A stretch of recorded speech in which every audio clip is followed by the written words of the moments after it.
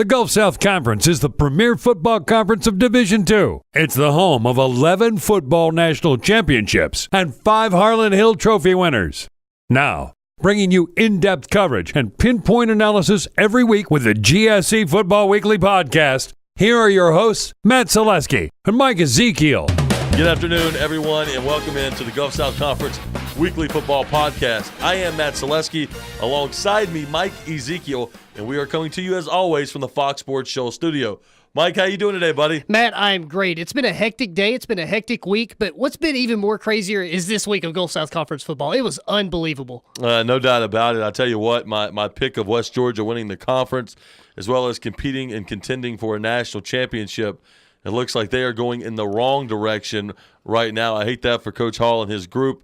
Thought they really have the talent. Well, I still firmly believe they have the talent to go a long way, but chemistry is a big part of football, and my guess is right now they're lacking a little bit of that. UNA with a big win over Shorter, Delta and Florida, and West Florida. Excuse me. What a game there! And you picked West Florida. And I thought you went out on a limb there a little bit, but they really are just an improving football team, a good team, and gave Delta all they could handle. Wasn't quite enough. Mississippi College, Valdosta State. I think I said last week that I thought Mississippi College would compete with them, would be pretty close, and they were just not enough. Came up a little bit short there. So we had a great week of football in the conference, and Florida Tech went outside the conference and played Fort Valley State and had no problem whatsoever in that game. So it was a good week, as you mentioned, a crazy week, a wild week, and it just continues to set up bigger matchups as we continue to roll along. Absolutely, and I think 2 of those contests you mentioned kind of went the way we expected them to. The other 3, well, not too far away from our expectations. One of them was just completely off from what both of us analyzed, and we'll talk about that game shortly. But, 2 of them were just really close games, and, it's almost hard to predict the Gulf South Conference now because it seems like 1 to 8, the teams, every team can compete with each other. I'm kind of excluded Shorter from that from now until they prove something. But, I'm looking at all these other teams, and it's just so competitive, and it's been a lot of fun to watch. And I'm looking forward to just continuing to see it unfold. And now we're getting closer to where they release the Super Region rankings. I think after this week, I think the NCAA releases them. I know Hero Sports, that's a journalism company. They cover D2 football. I think they've released their predictions. They have Tuskegee at the top. And then I think 5 Gulf South Conference teams are ranked within the top 10. So, wow. and those are going to shuffle, throughout the week. But I'm looking forward to seeing next week, and we're going to talk a lot about that next week of where the Super Region 2 rankings are at that point. Yeah, that's always exciting when you start to get to that point. Yeah. When you get to that point, because all the other rankings are fun, and we'll look at those as well. But they don't really matter as far as who's getting in and who's not going to make it in the into the playoffs. And you got to get in the playoffs to have a chance. The playoffs. Playoffs. You kidding me? The playoffs. I just hope we win a game. Jim Mora. That's right on cue. D2football.com has North Alabama ranked number 3 in the country. Yeah, and one thing about the D2 football poll compared to the AFCA, a lot of people go off the AFCA when they, when they consider teams to be ranked. That's kind of the official poll, so to speak, until you get to the regional rankings. But the Division II football poll, what I like about them, they really incorporate a lot of the computer rankings, and North Alabama is ranked really high in those rankings too. Based on what they did against Jacksonville State. We talked a little bit about that, but they also, I think they cover every team. And when you have a coaches poll, there's going to be coaches in the Gulf South Conference that probably don't really care what's going on the West Coast or up in the North. I mean, they're probably going to follow it a little bit, but not as closely as probably the guys at D2football.com. You have a lot of bloggers for every conference. You have a lot of guys that cover the whole national spectrum. Bob Eblin does a good job as the editor of the D2 Football, I believe his name is, and I enjoy reading his post every week. So, I like to trust the D2 football polls a little more than the AFCA personally, just based on that, because those guys really do a good job of covering every team in the nation. Yeah, well, you know what? Something's kind of alarming to me, but it's hard to keep up with Division II football nationally like it is Division I, unless you're willing to spend the rest of your life doing research, meaning to go to all their sites and reading all the box scores and all the game and trying to find clips, because you can't just turn on the TV and get the exposure like you can with obviously the high level of Division I. But UNA is 4-1.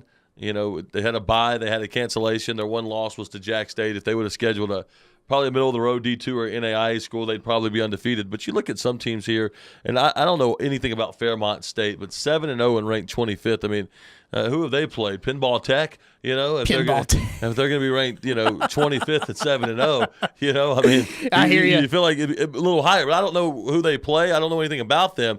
Just kind of throwing that out there, and that's not to come back and combat your statement on D2 football and their poll, because this is how I keep up with a lot, especially when you get in the playoffs. I'll go in here and start reading a lot of articles. I love this website. There used to be a D2basketball.com website, and I don't know what happened to it. It doesn't exist anymore. But I do agree with that. But there's some things you look at and you go, Fairmont State, 7-0, 25th. I mean, Harding, I know they play in the GAC, which is a really good conference. They're 7-0, and they're ranked 12th. So without knowing a lot, I do kind of look at it a little bit and say, well, some of these teams look like they could be a little misplaced to me, but I don't know all the competition they play. I don't know the rest of the conferences quite like the GSC. And at the same time, UNA, while they do have one loss, it is to Jack State, who I don't know if there's a team on that list that would play Jack State and not have one loss. Yeah, absolutely. And you could even throw Northwest Missouri State in that. That could be a good game. But I would go I think Jack State would be a double-digit favorite if there was a spread on it. Absolutely. As a top 5 team in the FCS, runners up, I mean, they're really good. Yeah, absolutely. Not to take away from anybody in Division II, that is a good team. But you look at Northwest Missouri, Grand Valley, North Alabama right there, 1, 2, and 3. It's a pretty good combo, and I think North Alabama's got to be happy to be in that group. And in the D2 football poll and the AFCA poll, they're all fun and dandy, and we enjoy talking about them. A lot of people enjoy looking at them just to see where the media members and coaches assess their team. But ultimately what it comes down to is next week's polls and where you're going to be in the region rankings. And we'll talk a lot about that next week. No doubt about it, Mike. Let's go ahead and dive in now into the games from last week. And the first game on deck here, Fort Valley State, Florida Tech. Florida Tech 48-14. I really hate we didn't get that UNA Florida Tech game. I really do. Same here. I want to see who would have won that game, but unfortunately that's the way it worked out, and we didn't get to see it. But Florida Tech, very dominating performance. They were up 48-7 going to the fourth quarter. They were up 41-7 at halftime and probably called the dogs off a little bit there, but another big performance for them. As usual, a lot of names you're used to seeing. Cato threw the ball well. But some other guys got some action. They ran well. They didn't really just put up a ton of yards. I mean, they only had 400-plus yards. Sand did not have a big game. 11 carries, 37 yards. Haynes did have a nice game, but obviously able to really shut down Fort Valley State and create some turnovers. Yeah, we figured this would kind of be a tune-up game for Florida Tech. Fort Valley State coming out of the SEAC. They're at the bottom of the SEAC. I think they're 1-6 on the year. They've lost to some kind of mediocre teams, to say the least. Maybe that's actually given them the benefit of the doubt. But, this was a great game for Florida Tech just to kind of figure out where they are at this point, kind of retune after missing that UNA game. Just see, if there's any rust there that they need to work out, some kinks. And that might have happened at a perfect time to have this game. So, I think Florida Tech, I don't think they missed a beat there. You talked about a lot of players touching the ball, a lot of impact players, and now they're going to have to move on to a big game next week, and let's see if they're going to be ready. I think this game really helped them out. Yeah, I'm with you there. Getting back on the field, I hope everything's going well down there in Melbourne. I know Power was out for 2 days after the fact, and I think I did make a statement, Mike, before that, hey, hindsight says they could have played the game. I did learn that Power was out for 2 days, so it looks like that game was going to be really, really hard to play regardless between UNA and Florida Tech. So I probably spoke misappropriately last week, and I want to be very respectful there.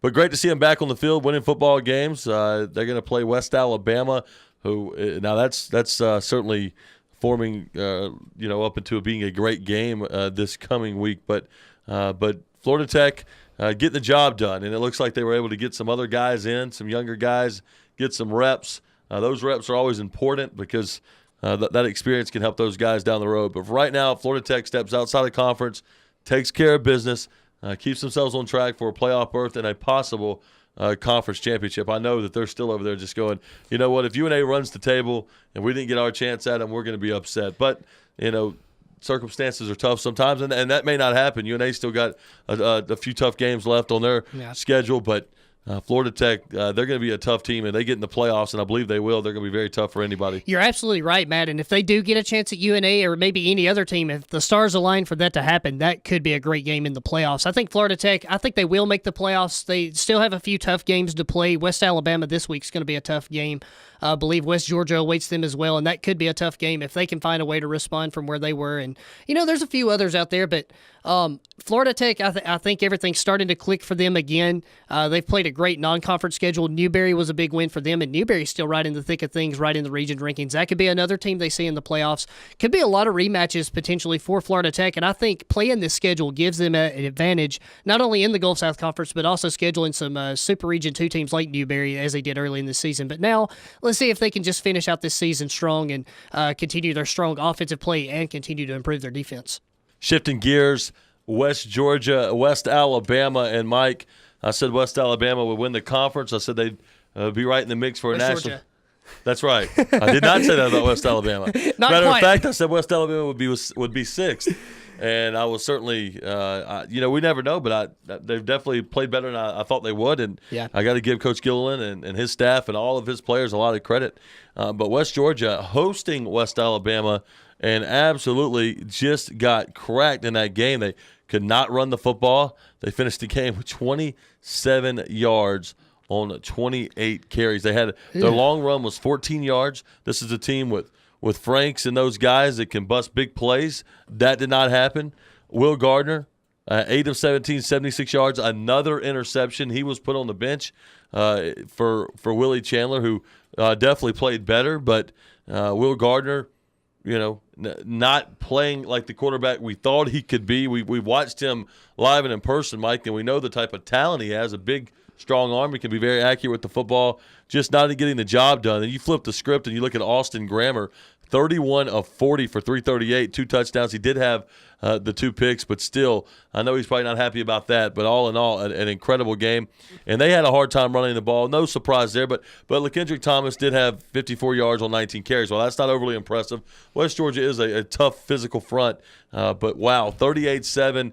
And for West Georgia right now, if it rains, it pours. And Mike, I've seen teams before. And I may be off here because I'm not in Carrollton. I'm not in the West Georgia locker room. And you know how much I've kind of praised and lauded this team.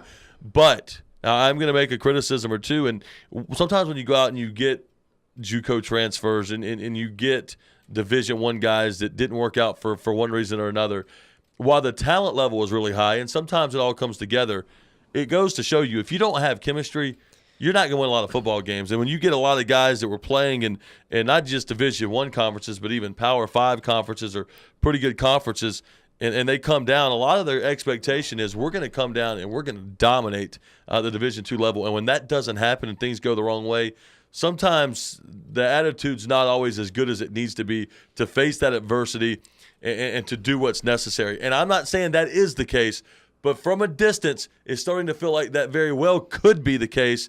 And what we're seeing from a team as talented as West Georgia, a team when I watched them play UNA from the 20-20 on the field, they won that game everywhere but the scoreboard. And that's not a knock on UNA. They won that game everywhere but the scoreboard, in my opinion. And I know how talented they are, and I know how good North Alabama is. And for them to lose to Valdosta and then get throttled by West Alabama, they didn't forget how to play football overnight. They are very talented. They're doing something wrong. And my guess is, I know Will Hall can coach football. I don't think he forgot how to do that either.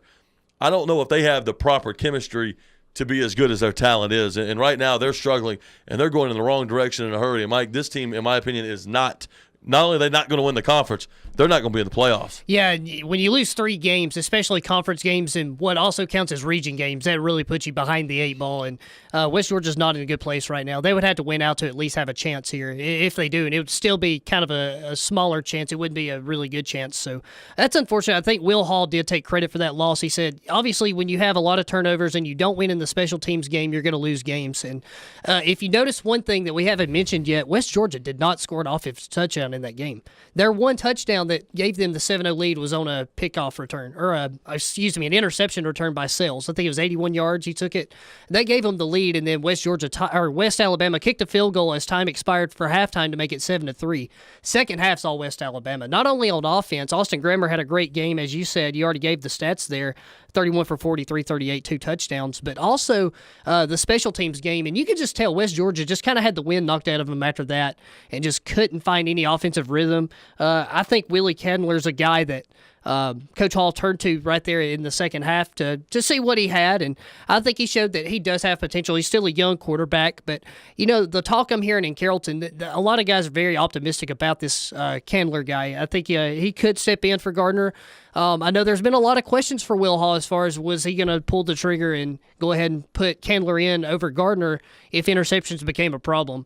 Of course, Gardner did only throw one interception, but still was not performing very well, and that's when Will Hall made the decision. And I heard crickets, nothing but crickets in that press conference after Will Hall made a statement and said, well, if Will Gardner doesn't play well, he's out. He's done. And I would not want to be in that press conference room in that midweek conference. So that's one thing that stood out to me in that game. So the offense just really didn't click. The defense, it wasn't all their fault. I mean, the kickoff return, it was a punt return for West Alabama, gave them a 24-7 lead. Then they capped it off by on the kickoff, they fumbled it, and West Alabama returned it for a touchdown on the fumble on that kickoff. So two special team touchdowns in a row. That goes from really 17-7 to 31-7. That pretty much did them in. But, 338 yards passing, 31 of 40. So it's not like it was 338 and you threw a handful of bombs and that was that. Now, I do see as long was 80 yards there, but 31 of 40. I mean, that completion percentage is – 30 of 40 would be 75%, so you can do the math, about 77, 78%. Completed nearly 80% of his passes, threw for over 300 yards. And when you're completing almost 80% of your passes and you throw 10 passes, well, you were efficient with it. When you're throwing the ball 40 times and you complete almost 80% of your passes, you're not playing good enough defense. Now, the run defense was good. 37 carries, 75 yards. I mean, that's just right at just a hair over 2.0, not even 2.1. 37 for 74 would be 2.0. So the run defense was solid, was rock solid for West Georgia, but the inability to stop the pass didn't help their cause, even if it didn't help their cause either, even if special teams played a role as well. And you mentioned Will, he only had one pick, but 8 of 17.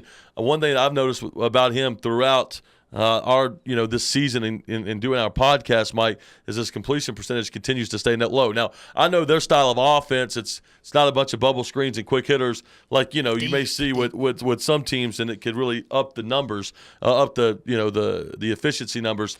But even if you give a pass that it should be a little bit lower, under 50% completion percentage is a low percentage, and that's just not going to cut it. So right now they're struggling, and I'm with Will Hall on his thoughts on Will Gardner, and then you got Willie Chandler. There's a lot of Wills in that mix there. Yeah, a lot of Wills. But one of them could do good, I'm sure. But Will Gardner leaves Louisville, comes here, and you say, okay, obviously your expectations are very high of him for good reason, and I'm not ready to shut the door on him as a player. Is he a senior or is he a junior? Who's that? Will Gardner. I think senior. Okay. Or actually graduate player. So it would be his last year. So, he's got one more year of eligibility. So that's tough. I mean, that's tough to come down and finish your career like that. But at the end of the day, Mike, Will Hall's got to put the players on the field that give him the best chance to win football games. Yeah.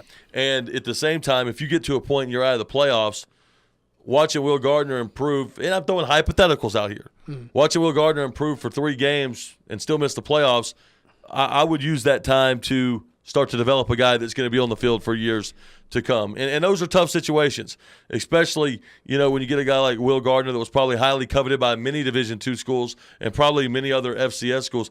Makes me think of Oregon a little bit. You look at the Oregon Ducks, and they got Dakota Prukop, who turned down Alabama, who turned down Texas to come to Oregon as a graduate transfer, and they're struggling this year. Right. And he hasn't even played that bad. But all of a sudden you say, well, we're not going very far this year, so we could play a guy that's, even if he gets better, he's going to be done. Or we got a talented freshman that can make our team better in the years to come. And I think similar situations, the reason I make that use that example, because ultimately, if this team's not going to the playoffs, if Will Gardner plays great in 3 games, you're probably better off giving a young guy a chance to develop and get ready for the years to come. And I think you made a good point. Obviously it's not the offense is doing very well, but, the defensive front four actually did have a pretty productive game, and you did talk about that. And I want to say one thing about Dylan Donahue and just how great of a player he is. Not even at the end of his career yet. He has 23 career sacks, had one in that game against West Alabama, broke the school record. So that's one positive that came out of that game for West Georgia, and that was just really for Dylan Donahue. But,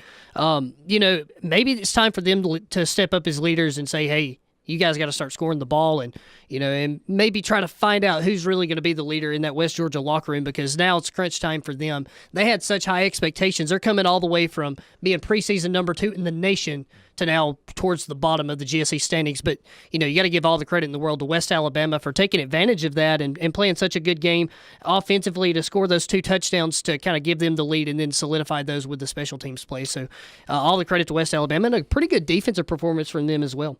And just to follow up, Mike, about West Alabama, we did spend a lot of time in this particular segment, this game, talking about West Georgia's woes, but I think you made a great point. A lot of that has to do with the other side of the coin, too, and the other side of the coin is the West Alabama Tigers. They're really finding their range, getting it together, and while Will Gardner was the prime prospect quarterback coming into the league, Austin Grammer, Middle Tennessee transfer, and he's certainly showing his worth. He's a very, very good player. And not saying that it would have been different when they played UNA, because UNA kind of controlled the game, but he had just come off an injury. I feel like this West Alabama team now is better than maybe they were 3 or 4 weeks ago. Oh, dude, absolutely. I think they're probably the most improved team from week 1 to now. I've been really impressed with West Alabama. I think they're on a winning streak now. I think they've actually started only that one conference loss to UNA, and after that, it's been all good for them. And I've been impressed with the play of Austin Grammer, and I think he's playing really well for them. 3 in a row, so that is certainly a winning streak. All right, Mike, moving on here, Mississippi College, Valdosta State. And I said last week I thought this game would be close, and close indeed. 42-41, Valdosta State does win it, but they definitely had their hands full. And one thing I like to see in this game, Mike, nearly 5,979 people.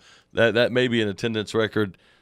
I don't know enough about Mississippi College's history, but it's the biggest looking number I've seen by a long shot for them. For sure this season, I think. So good for them having their crowd come out and really support them in that ball game. And 42-41 did come up short once again, but, boy, you got to give them a lot of credit. Valdosta's starting to find their rhythm, and they certainly hung in there, made some plays, and just couldn't make quite enough. But, boy, to hang with Valdosta 42-41, Mississippi College, it may not be showing up in the win column, but it's showing up on the field how much they're improving. Yeah, it really is. And, and you talked about that attendance, it was their homecoming game. And, when you have Valdosta as a homecoming game, that's going to be a tough one. And, I actually did not pick it as close as you did. I had it, I think, 45-17, just because I thought Valdosta was just playing so well, but I didn't even consider how good Mississippi College is getting. I knew they were getting better, but I didn't know how great they actually were, and I think this week really proved how good they are. And they're doing that with a new quarterback, and that's what's even more impressive, because Sharon Wright's still injured. So who played that entire game? That was Karan Williams, a sophomore who could be the future of this team, and he was extremely impressive in the game. Had some pretty decent numbers, and I think he went 10 for 19, 158 yards, 1 touchdown, but 0 interceptions against a Valdosta team that's really scavengered a lot of teams and taken a lot of interceptions. But Mississippi College did not throw any. Great run game from Josh Dixon, and, man, the player I've been impressed with throughout the whole season, and I've said his name a lot, is Marcel Newson. He was the GSC Special Teams Player of the Week, and like I said, anytime he touches the ball, he's going to be explosive. I think what gave Mississippi College the lead in that game, it was tied 35-35. I think midway through the fourth quarter, Newsom takes a punt return for a touchdown, I think 71 yards, untouched, takes it to the house, finds a great hole there, and cuts back into the middle of the field. And he's impressive. I think he also had a 21-yard touchdown catch before that and ran his way to the end zone. So, they surround themselves with these explosive players at Mississippi College, and that really helped them stay neck and neck with Valdosta, because the way the game went, Valdosta jumped out to a 14-0 lead. Mississippi College answered that 14-14, and then Valdosta State scored right before at halftime. And that game could have been a difference maker, as Roland Rivers scoring from 19 yards out. They gave Valdosta a 21-14 lead heading into the locker rooms. Mississippi College comes out, ties it. Valdosta scores. Mississippi College ties it. Same thing again, 35-35. But then Valdosta State, doing what they do best, comes out of nowhere, steals the win with about a minute to go. I think a minute 35 was how much was left on the clock when they scored that last touchdown. Said Hollenshed takes it in from 6 yards out. Valdosta gets the win, and for them to hang around the way they did, you got to be impressed, and to shut down Mississippi College on that last drive. I think a sack was what ended the game, so Valdosta's defense stepping up when it needed to, but Mississippi College, again, can't take away from them. No doubt about it. Great analysis there, Mike. And a couple of thoughts here. You said Karan Williams could be the future of this team. It looks like he could be the present of the present this team, and future of this team as he's getting it done. And it looked like Roland Rivers lost his job to Adam Robles, and Robles did play in this game. He was 6 for 10 for 64 yards. But Roland Rivers, the man for Valdosta State, 23 of 38, 330. He did have a pick, but threw 5 touchdowns. He also added 50 yards on the ground. So Roland Rivers had an excellent game for the Valdosta State Blazers, and they'll move on and have a very tough game this week as well. Next game on the docket, West Florida, Delta State. And boy, what a game this was. West Florida and Delta State. Mike, we disagreed, and I even myself back up with you. I did take Delta. You took West Florida, and I think I pretty much said like 55-42, I think. You were close. And yeah. It was 55-51. But, I mean, what a high-scoring game. I mean, the most mind-blowing quarter of all to me was the first quarter. Oh, man. 27-14, 41 points in one quarter. Oh, my goodness. If you like offense, you're going to like this game. Delta fired back in 21-7 second quarter, which gave them a 1-point lead. And then West Florida wins the third quarter. It was like they yo-yoed, West Florida and then Delta. But you always want to be the team that wins the fourth quarter. Delta did win the fourth quarter 13-0, and that was enough, just enough to win 55-51. And I think we made a joke last week. This could be a game where you're going to put triple digits on the scoreboard, and that's what happened. Now, one team didn't do it by themselves, but the combination of 106 points. So I bet it was it was a fun game to watch, and it was a game that I was constantly I had it up. I was looking at the Alabama-Tennessee beatdown. I had this game up, and I was constantly just refreshing. And, I mean, it was just mind-blowing how fast they were scoring. But what a game it was, and a big win for Delta. And I'll tell you what, West Florida's already pulled some upsets. They beat Florida Tech, and, they've been close with some other teams. And I look at West Florida, and it's like you better beat them this year because – I tell you what, they're going to be real hard to beat in the years to come. You got that right. West Florida is a team that's just really coming on, and they are competing with everybody. We weren't sure how they were going to compete in the preseason, and now we know that this team is legit, and they can play with anybody. I wanted to follow up on one of your points there in the first quarter, how it's 27-14. What's even more profound to me is I think Delta State scored right away in the second quarter. So, I mean, like maybe 2 minutes in, it's 27-21. 14 minutes to go in the second quarter. It's crazy. I mean, this game was so high scoring. We expected it to be high scoring. I picked 41-38. I thought West Florida could pull the upset. But Delta State proving that they probably do have the best offense in the Gulf South Conference. And if they do, they certainly have a case for it if they don't. So that's going to be my assessment of them right now. I think just their balance. Something I noticed about West Florida, they threw for over 400 yards. They had 500, but threw for 452. So the run game wasn't exactly there. But for Delta State, they were so balanced. They had exactly 500 yards in a balanced attack, but they had 279 passing, 221 rushing. So, I think looking at Tyler Sullivan with the combination of Belair and Robinson at running back really gives them a second dimension. They really know what to do out there in offense. And, if the defense can step up every now and then and maybe make something happen, they stepped up when they needed to at this point. In the fourth quarter to keep West Florida off the scoreboard. That was probably the key to the game, as West Florida did have a 2-possession lead. I think it was a 9-point lead. Delta State made it a 2-point lead, and then they took the lead. So Delta State, took over in the fourth quarter, really got the win, came from behind in there. They were down 27-7, too, in the first quarter. So Delta State, props to them for not giving up. But, defensively, I think there's some questions you have to answer. They're giving up 35 points a game, and that's including the 7 to shorter. So if you take that one away, it could be worse. But, offensively, this team, they're going to win a lot of games if they can just continue to play at this level. Teams are going to have to score 50 points. And as we saw last week, West Florida did score 50 points. Actually, they scored 51, and it still was not enough to beat Delta State. Wow, Mike. And we talked about Belair and Robinson this year, and that may be the best 1-2 punch at running back in the conference. I'm not saying individually the best running back, but but that combination is pretty special. Yeah. Because this air raid attack is really predicated more off the passing game, short passes. Obviously, you want to be able to run it, but in my opinion, and maybe the coaches that run the air raid would disagree, but I've actually, that's the one offense I've studied. I mean, I know a lot of offenses, but I bought a book on the air raid offense because I just absolutely love it and studied the philosophy of it. And, you want to run it, but it's all about creating opportunities, the short passing game, getting guys out in space, separation. And so that's the primary goal of the offense. But Robinson and Blair, they've had a couple games where they haven't been quite as effective, but what a balanced attack. Robinson with 28 for 132, Blair 20 for 96. And then you look at the average. Chris Robinson 4.7, Blair 4.8. So you don't lose a whole lot with one or the other, and they complement each other well. And I'll tell you what, Mike, as the sideline reporter for UNA football, you're going to get to go over there, not this Saturday, but the following Saturday. And I'm very envious of you, by the way, because my job will not allow me to make it to that game. If it was a 6 o'clock game, I would be there.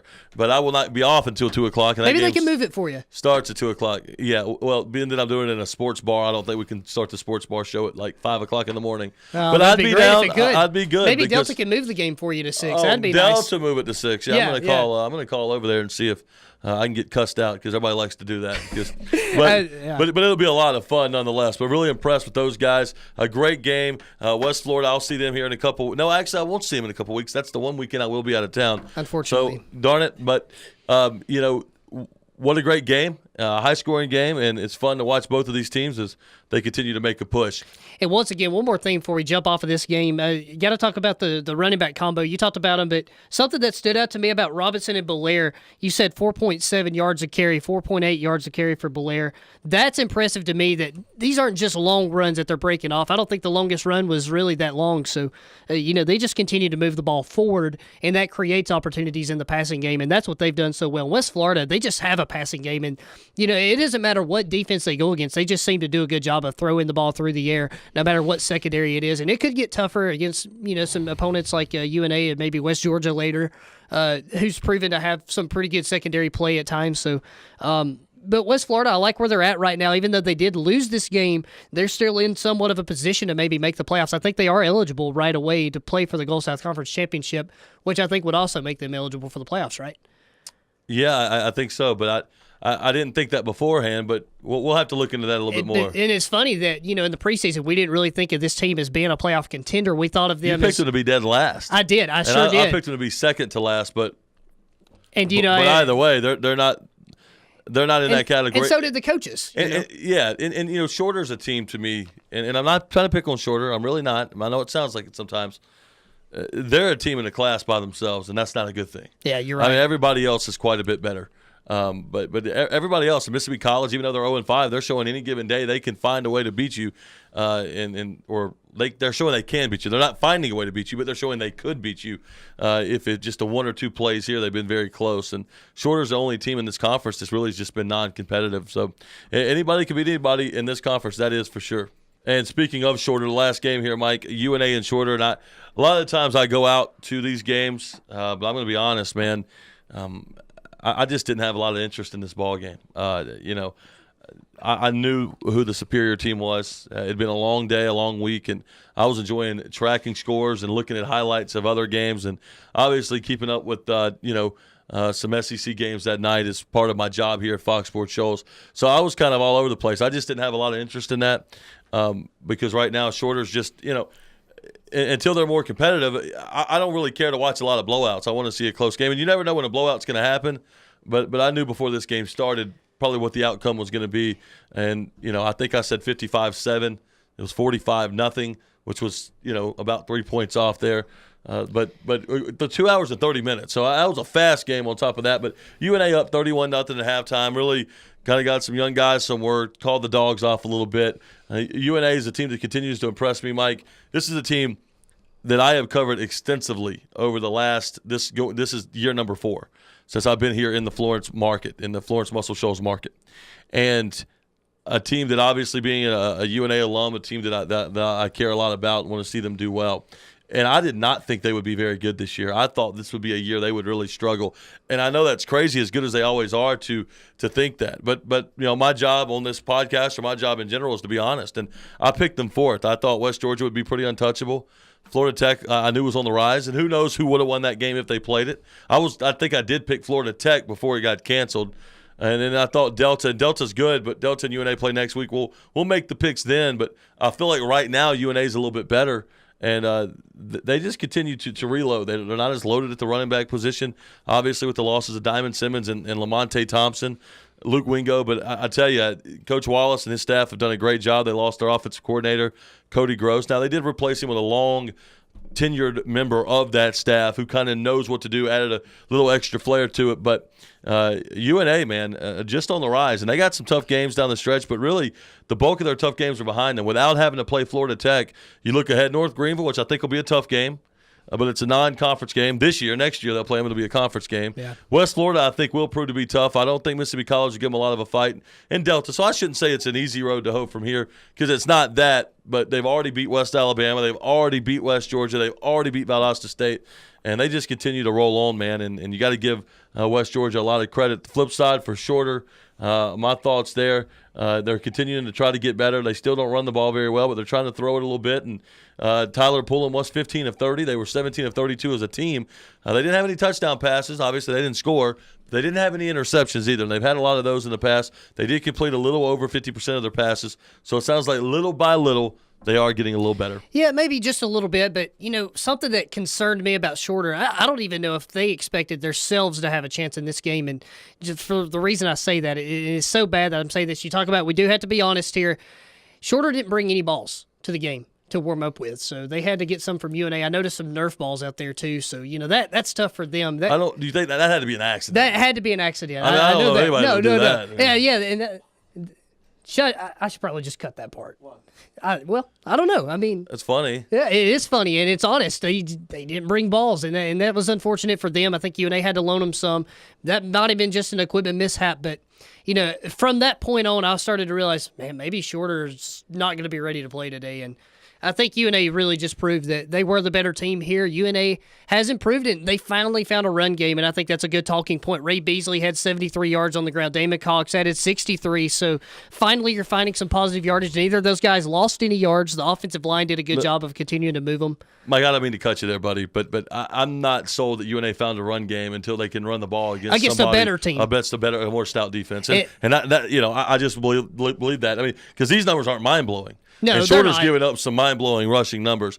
Now, I think that may be a UNA's Achilles heel at some point in this year, their inability to run the football. Yes. You're right. They did it better here. When they do it against the stiffer competition, because I'm thinking in terms of getting the playoffs first, second round, and all of a sudden you're not playing Shorter's defense anymore. And that's what I was getting ready to say. This was going to be the game that let's try to run the ball a little bit and see if we can finally get some positive yards. You found some guys that could run. Ray Beasley came off of injury, and he finally had a good game. 73 yards isn't the best. I mean, 6.6 yards a carry. That's a pretty good number to say the least. But this is against a Shorter defense. And next week they're going to have to prove it against North Greenville, or this week I should say, who probably has a little bit of a better run game. Delta State after that, and then you got some other tough defenses in there. Mississippi College is improving. That'll be at the end of the year, but if they could just continue to improve in that aspect, let's see if the run game finally starts to show up. It did this week. Will that translate later?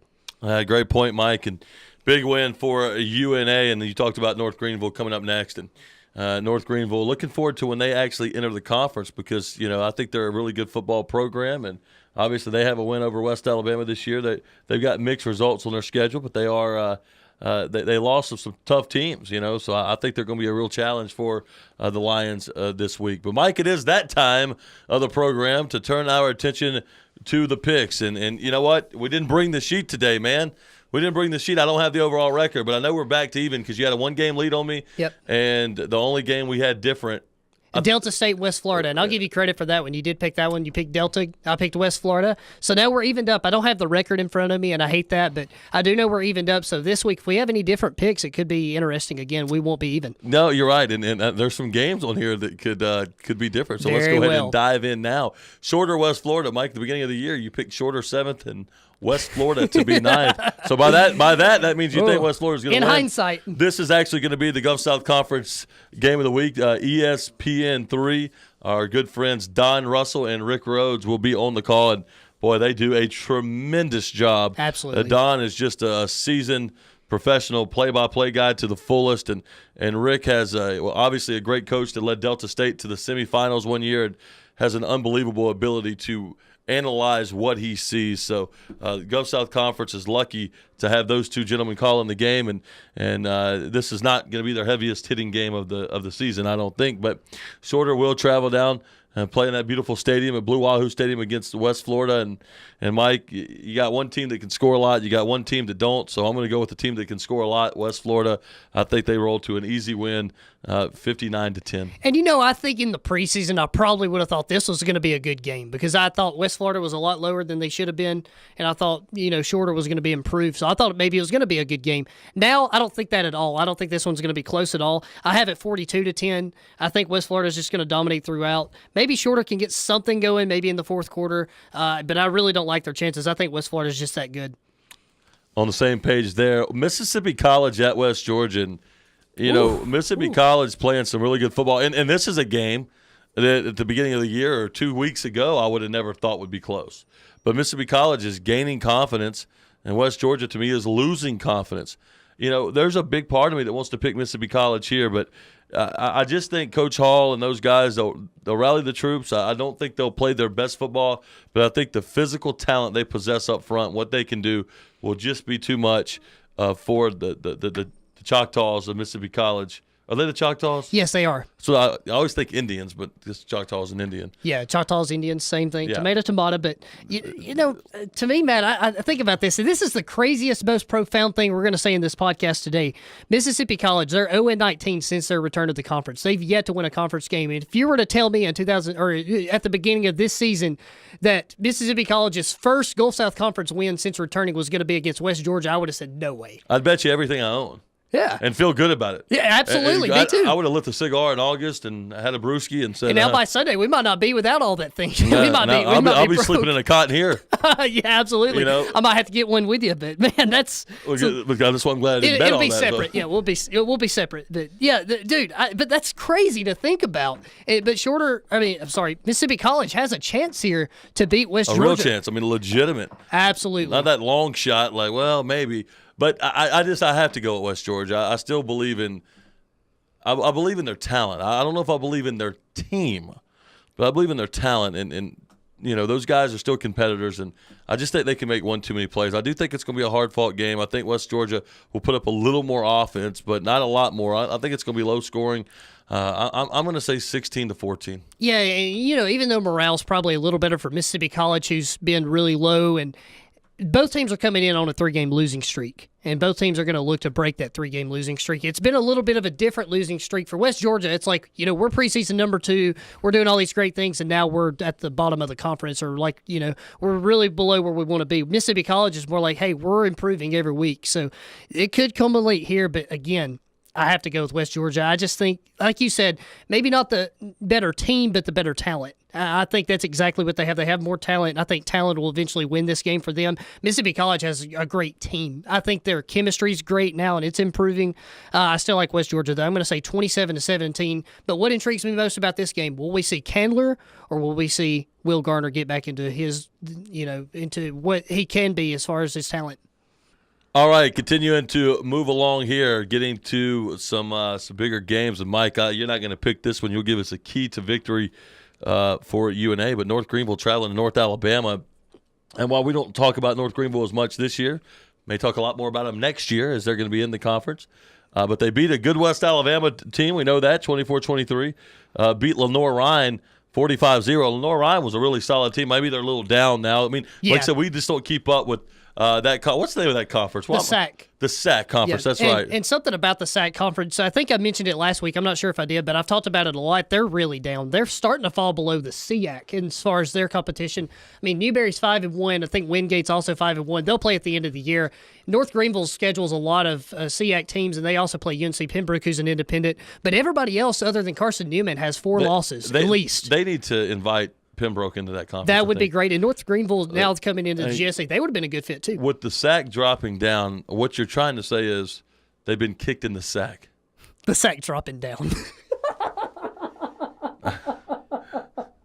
The sack has been dropping down. They dropped the sack, and it's not a good thing. Well, maybe they can. Sorry, Will. We can't play this. Will, I'm so sorry. The sack is dropping. No, we can say the sack is dropping down. Yeah, but I we won't can't laugh. have you laughing like Okay, that. I won't laugh. Well, you can laugh. Okay. No, you can laugh. It's funny, but you can't go into just a. I'm sorry. Well, you know what? Let's let it roll. Okay. Let's let it roll. Blooper reel. Yeah, listen, sometimes it happens, and you know what? Mike is notorious for statements that he doesn't think through before he says them. There was one time when I'll never forget, you were in Mississippi, and we were doing a Friday night live show here, and I had you call in. Not this You had one. you call in from, you were not in Grenada. Grenada, you were in Cleveland, but Grenada is right there outside of it, and David Havens, who's Our producer Will was there too. yeah, the David Havens is a local, really like a local celebrity jockey. He's been in the area for so long here in Florence, but he's from Grenada. And he said, man, we got some of the best barbecue. So he tells Mike, hey, man, you're over there, having a good time. Stop by one of those barbecue joints and check it out. You're going to get some great food. And Mike said, yeah, I get a chance. I'm going to go by there. And so the next week, Mike comes back in, and Dave says, well, Mike, you get a chance to stop by one of those barbecue joints. And Mike responds, he goes, man, I was so busy, I just didn't have time to find a joint. And so that between that and the sack dropping, I haven't changed a bit. no, it happens. But here's the deal. But the Southern Athletic I don't know. I think something. I'm like not allowing you to talk about The that conference SAC. anymore.